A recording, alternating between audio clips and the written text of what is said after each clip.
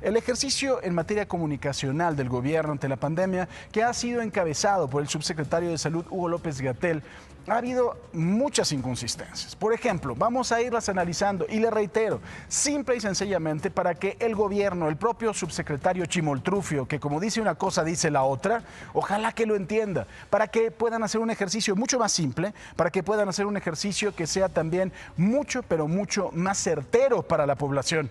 Y mire, por ejemplo, en un principio dijo que el cubrebocas no servía, pero luego recomendó su uso como un auxiliar de las medidas de prevención. Lo más importante de las contradicciones del doctor Chimoltrufio López-Gatell ha sido sin duda el aplanado de la curva de contagios y los tiempos en que los mexicanos podemos entrar en la llamada nueva normalidad, que de normal no tiene nada. El siguiente ejercicio, como le digo, es para ilustrar estas inconsistencias, para que puedan diseñar una estrategia de comunicación simple, sencilla y acuciosa, en la cual el ciudadano sepa cuánto tiempo más va a seguir en su casa, el ciudadano sepa verdaderamente si tiene o no que usar cubrebocas, el ciudadano sepa también más o menos, yo sé que el virus no tiene palabra de honor, más o menos cuándo va a poder regresar a las actividades. El ciudadano, los empresarios, los comerciantes, los restauranteros, el de la tintorería, el que vende tortas, todo el mundo, porque todo el mundo tiene miedo, todo el mundo está harto y todo el mundo está pasando una crisis económica del cuerno.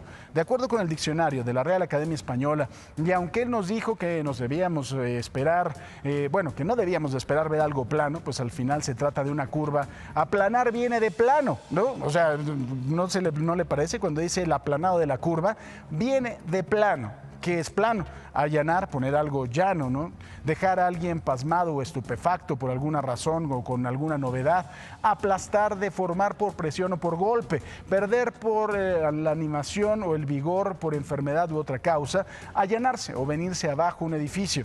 Pero eso es lo que se trata de aplanar. Entonces, no hemos visto ese aplanamiento. Ni sentado el señor Gatell en la curva se ha aplanado. Pero vayamos a las cifras para ver si el subsecretario, como le digo, ha aplastado la curva de la pandemia o solamente nos ha dejado estupefactos, perdiendo el vigor por culpa de la enfermedad. El 1 de mayo, cuando teníamos 20.739 casos acumulados y 1.972 muertes, el doctor López-Gatell dijo que con base en predicciones científicas, el 6 de mayo sería el momento cumbre de la epidemia y posteriormente empezaría a descender la curva. No lo digo yo, lo vamos a escuchar de su boca. ¿Cuándo va a ser el momento cumbre de la epidemia? Como hemos dicho, habíamos dicho originalmente entre el 8 y el 10 de mayo, está aproximadamente ahí, está, si fuéramos muy puntuales, el 6 de mayo. Entonces nos faltan todavía una semana hasta llegar a ese momento cumbre y después empezará a descender. Pero el doctor López-Gatell, como le dice una cosa, dice la otra. 4 días después, el 5 de mayo, cuando los contagios eran 26.025 y los muertos 2.507, López-Gatell aseguró que la curva estaba aplanada. Así lo dijo. Aplanar la curva no quiere decir que es exactamente plana. Exactamente plana querría decir no tenemos una epidemia.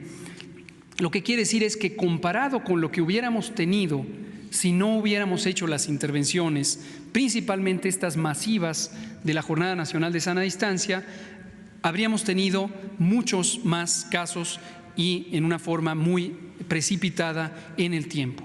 Hemos reducido cerca del 60 al 75% de la cantidad de contagios gracias a estas intervenciones. Aplanar la curva no quiere decir que esté plana. Entonces, ¿qué cuernos quiere decir, doctor? Ese mismo día rectificó que el pico de la pandemia en nuestro país sería el 8 de mayo y no el 6 como había anticipado. Pero llegó junio sin que sin que esto pudiera suceder. El 1 de junio, cuando teníamos 93.435 casos acumulados y las muertes ya 10.167, López-Gatell se justificó al señalar que las predicciones habían fallado porque la transmisión del virus ha sido diferente en cada entidad. Como le digo una cosa, le digo la otra, dice Gatell. Dijimos que no se pueden hacer predicciones para un solo país cuando el país es geográficamente extenso. ¿Por qué razón? Porque las epidemias se comportan de manera independiente, no se coordinan, no se sincronizan, excepto las que son muy vecinas, como los municipios conurbados del Valle de México en el Estado de México y la Ciudad de México, que funcionan como una sola epidemia. Si bien es cierto es que en esta pandemia no se pueden hacer predicciones, pues ¿para qué demonios las hace? ¿No? ¿Y para qué precisamente tiene a todo el mundo pensando en que ya esto iba a terminar? Ese es el problema. El 3 de junio, todavía más, México rompió la barrera de los 100,000 casos de contagios registrados y consignó el número máximo de muertes en un día, 1,092, aunque López-Gatell explicó que estas defunciones no necesariamente correspondían solo a ese día. Sí, lo que dijo es que habían ya contabilizado algunas muertes de otros días. No nos supo decir de qué día eran cuántas muertes, ¿no? Para saber, o por lo menos hacernos idea de cuántas habían sido de ese día en particular, ¿no? Para saber si ese día había sido el más letal. Luego, el 4 de junio, cuando teníamos 110,026 casos y las defunciones eran ya 13,511, el subsecretario elevó de 30 a 35 su estimación de muertes. O sea, empezamos en una entrevista que le hizo The Economist que iba a haber entre 4, 5 o hasta 8,000 muertes. Ya vamos en bastantitas más. Escúchelo. 30 o 30,000 personas que podrían perder la vida, lo volvemos a comentar.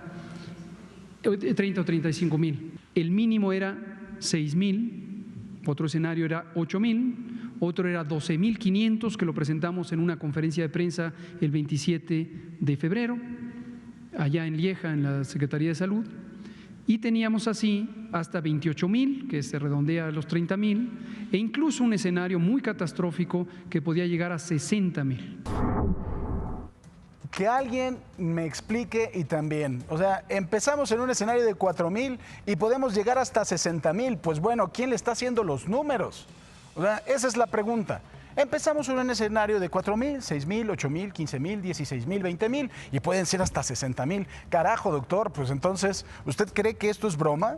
O sea, en este momento hay más de 15,000 familias que están llorando la muerte de un ser querido.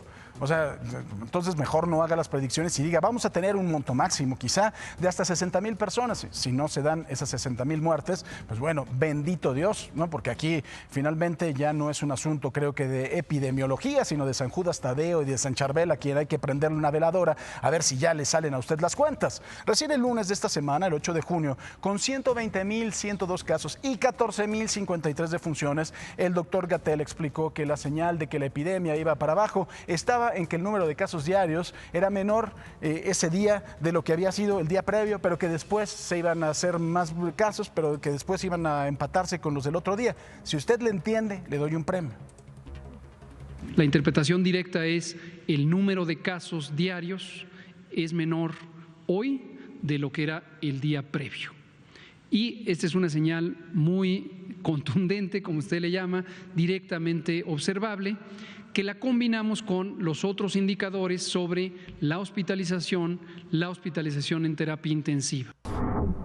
Pero resulta que recién anteayer, el 10 de junio, no solo no disminuyó el número de casos respecto al día previo, sino que se registró el récord de contagios en 24 horas, 4,883, para un total de 129,184. Los muertos llegaron a 15,357 y ese mismo día el subsecretario López-Gatell reconoció que la curva de contagios, por lo menos aquí en el Valle de México, no había descendido, sino que estaba en una especie de planicie, en un estancamiento. Le encanta el asunto de la geografía al doctor Gatell. Escúchelo.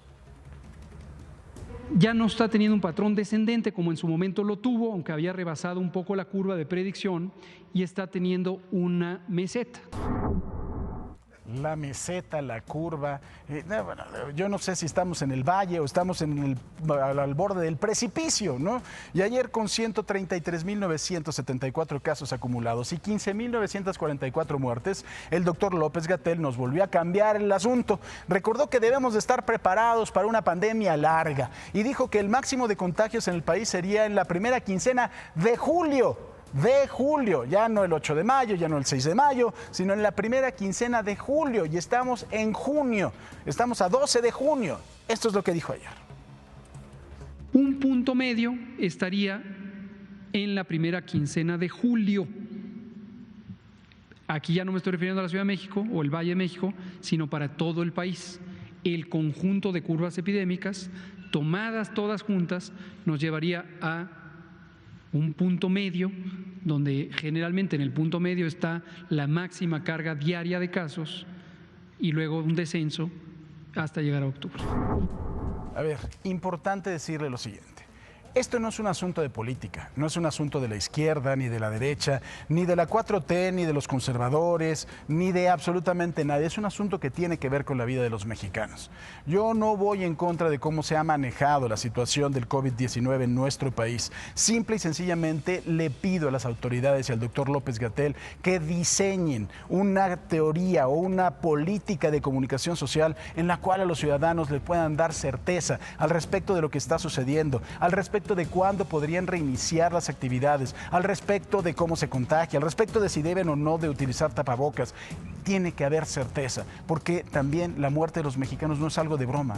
O sea, se mueren conservadores, se mueren también de la 4T, se mueren liberales, se mueren de izquierda, se mueren de derecha, se mueren ultraconservadores. Desgraciadamente, el virus no va ni siquiera a preguntarle si es rico o pobre, como lo dice algún gobernador, o también no le va a preguntar si trae la estampita de quieto y detente. No le va a preguntar nada. Son la muerte de más de 15,000 mexicanos que son los que están en juego, y también, por supuesto, la salud mental, la salud económica de este país. Por eso hicimos este ejercicio, para mostrarlo, y no para controvertir a nadie, ni para meternos en asuntos de grilla, sino para pedir que a partir de este momento haya una política certera de comunicación social de las cifras del COVID-19 en México.